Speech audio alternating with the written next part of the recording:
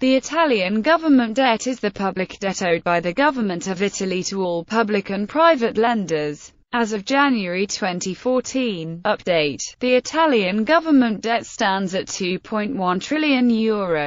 In September 2013, the Italian government projected that government debt would reach 132.2% of GDP in 2014. However, Italy has the lowest share of public debt held by non-residents of all Eurozone countries, and the country's national wealth is 4 times larger than its public debt.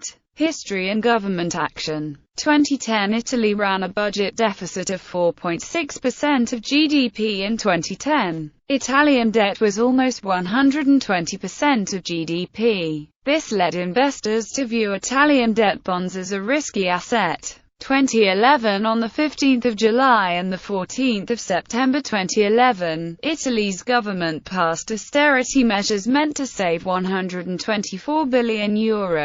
On 8 November 2011, the Italian bond yield was 6.74% for 10-year bonds, climbing above the 7% level where the country is thought to lose access to financial markets. On the 11th of November 2011, Italian 10-year borrowing costs fell sharply from 7.5% to 6.7% after Italian legislature approved further austerity measures and the formation of an emergency government to replace that of Prime Minister Silvio Berlusconi. The measures include a pledge to raise €15 billion from real estate sales over the next 3 years. A 2-year increase in the retirement age to 67 by 2026, opening up closed professions within 12 months, and a gradual reduction in government ownership of local services. The interim government expected to put the new laws into practice was led by former European Union Competition Commissioner Mario Monti. 2012 government debt reached 127.0% of GDP in 2012. 2013 government debt reached 130.4% of GDP in 2013.